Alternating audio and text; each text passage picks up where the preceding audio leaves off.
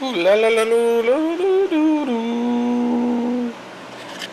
Yeah. Well, so you mentioned game night. Tell me about the game nights you have. Tell us about the game room that you have and how that's all set up. I think we have the smallest game room in the city. We have 2 tables back there. I'll get video of it later. Yeah, so we can get about 12 people in there, which is pretty small. We have this table here. So game nights we've done since opening. Every Wednesday night is our regular strategy board game night. For 5 years now. Yeah. 5 years straight. But we clear off tables. And we put up more tables, yeah. So we can max out around 40. Okay, so you have display tables like this around and you clear them off. We set up tables also. Okay. Last Wednesday we had about 5 extra tables set up in addition to so you get a pretty good turnout? Yeah. No, it's really interesting. We fill up to capacity so we can fit no more, and then no one else comes. It's like this magical equation. Yeah. But I am curious if we actually had a bigger space, if we would just magically fill up that space. I think we would. Yeah, so. Do you want a bigger space? I think every game store's dream is to have a bigger play space. Yeah. But not necessarily for retail. I mean, we could use a little. Because we have to set up extra tables, we have to be very strict about our retail shelving and displays and the layout of that. So if we had just more extra play space, it would give us more room on the retail end. I have a dream of taking away the ceiling and creating a treehouse room. Oh, wow. Yeah. Okay. Unfortunately, 1910 Portland Foundation will not support it. Won't support that. But, okay. And the trick with more play space is it doesn't necessarily pay for itself. Yeah. So while I want more play space, I also would want a way to make it pay for itself, which is typically done through Magic events. Okay. It's your largest single, and miniature events are also a big one. And we don't do, very big Magic events, and we don't do miniature events at all. So it would be great to have more play space. It would generate more revenue, but it's also. But along the lines of kind of wanting to support the board game community, I don't think there's a skeleton or machine in place for board game events. Not like Magic has created like a 20-year engine for that. A vision that could actually happen for board gaming, and I think there's certain publishers right now who are promoting that, creating incentives. Thank you, Asmodee. Organized play. They have like the Catan championships every year now, which have become a pretty big deal. It looks like. Yeah. So. We also have a once monthly women's game night. Okay. Games and Dames, or Dames and Games. I always get it backwards. But it has been really interesting. Yeah. I enjoy seeing how women play together. So that's been a lot of fun. In what way is it different, or is it different, or is it just that they're playing? It is a big experiment. Because it is different, and I have a hard time articulating it. For one thing, it is very inclusive. There's women who don't know any board games with women who know a lot of strategy games, and for some reason it works really well together. Whereas I find that sometimes in our normal game night, that can be more of a people butting heads. Do you think it's because women are used to being excluded in more activities and so know what it's like? Sure. Sure. Yeah. I don't know yet. I am. This is a long-term thinking study for me. Okay. And I'm watching. But start taking notes, compile the data. Yes. We'll check back in a couple of years. Yeah, maybe since we have not been the gatekeepers, our gates are thrown wide open. But at least in this community here, it's been really good. No, that's excellent. Yeah. Very cool. And what night is that? First Saturday of every month. First Saturday of every month. Yeah. All right. I have to return to this because we've gotten off to a really good tangent. Yeah. All right, so you guys have been open for 5 years.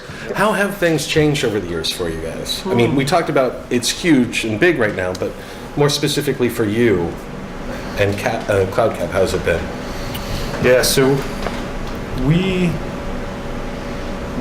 been able to see like double-digit growth over the past 4 to 5 years, Wow. which was not really part of the plan. So we had to do a lot of catching up to that growth. But at the same time, we've seen, like, when we opened, Kickstarter didn't really exist for board game. Yeah. It wasn't until our like second, maybe third year in business that really started to kick off. So that's actually 12, 13 is a lot of publishers selling direct to customers at discounted prices, bypassing retailers. So there's been some growing pains there. So industry-wise and affecting us specifically because Kickstarter has a much smaller effect and the publishers have a smaller effect when it comes to miniatures and Magic. So board games specifically have been affected quite a bit in the past 5 years in terms of the distribution chain. Okay. So there's been adapting to that. But we've also, year 2 or 3, we started our rental board game rental program, and that's exploded. Going strong, yeah. It's great for us because we now get to play the games and learn the games, and then there's an opportunity to rent them and make some of that cost back. Well, and we don't get experience it. free demos. Oh yeah, so that's the other thing that a lot of people who want to open their own store, all the free games I could possibly want. How does that work out? It's not very. You have to buy it from yourself, I assume? We get just as greedy when people come to the door with a really nice game and we want to sit down and play with them. Yeah, we're like, oh, what do you have there? It's pretty rare to get a free game. So the rental shelf has allowed us to open games, play them, get to know them, but then still make some of that cost back. Well, that's great for your customers too, because not I want to buy Arkham Horror, but I can't this week, so maybe I'll try it out first and see if it's worth it. It's one of those really rare win-win situations. In the hobby in Portland, I've also seen the inclusion of serving like beer and alcohol. Yes. That's changed, and I think that is because of a lot of people who aren't stereotypically geeks coming to a space with their friends and wondering why they can't have a beer in their hand. Yeah. So that's changed a lot. Yeah, and for us specifically, we started serving beer last year. We got our license to do that. Oh. So we're serving beer and wine now. Mainly during the game nights, although we can serve it anytime we're open. But it's really So like 11 in the morning, I come in. we could. Yeah, it hasn't happened yet, but somebody could. If you can give me a real good reason. I think if you're at that level, you're not coming to a game store to get your beer. Yeah. Well, and the other thing I've seen is pubs that open as pubs with games. Yeah. That their main focus isn't games, but that's part of the draw. Yeah. Yeah, our license is specific that gaming has to be your primary activity, Yeah. which is really interesting. But Well, and if I'm bothering to come here to your game room, Yeah. it probably would be, I hope. So what's something that you feel that Cloud Cap offers that other game stores don't? We know it's not beer because it's Portland. Everybody knows that now, yeah. I'd say our number one is service.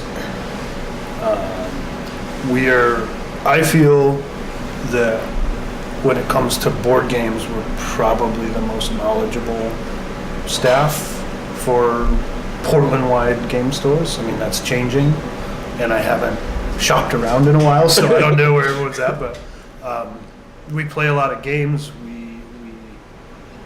We develop relationships with most of our customers so that when somebody says, hey, what do you think of this game? Do you think I'd like it? We have some sense of yes or no, you like this game, or maybe you like this game. So we have We have that level of service. Because of our small scale, when a person comes into our store, they can't be ignored, Right. which is fantastic. Yeah. But I think our ability to stop what we're doing, talk to a person, see where they're at, is a big thing. Yeah, no, there's a larger store that I've been into that no one's failed to greet me every time I've gone in, and it happened finally for the first time. And I think it's just because the store was too big, Sure. and we were circling each other. Yeah. And then Yeah. I got out before they got around to me. Yeah. So, Yeah, we don't have that problem. We also were able to talk to people who don't normally play these kinds of games Yeah, about that's a these good kinds of games, and help get them into the shallow end of the pool and without being totally uncomfortable. Right. This is true. Our storefront is on a very walkable neighborhood. yeah. So we get a lot of people just walking and touring around.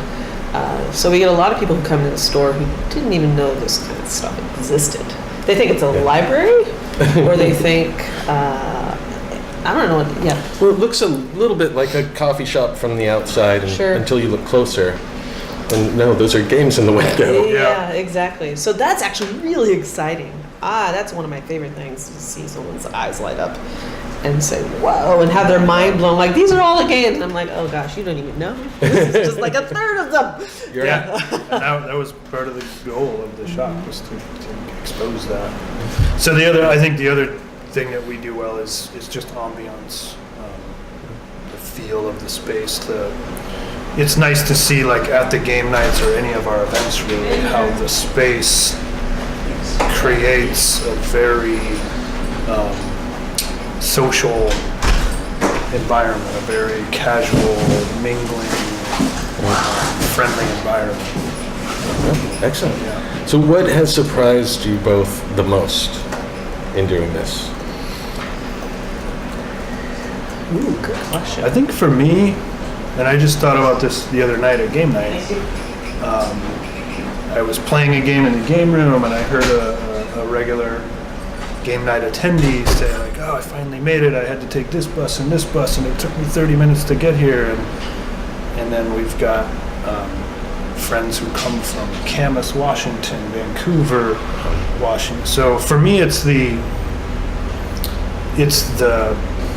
loyalty or the passion that people have developed for our shop and are coming, making extra effort to get here.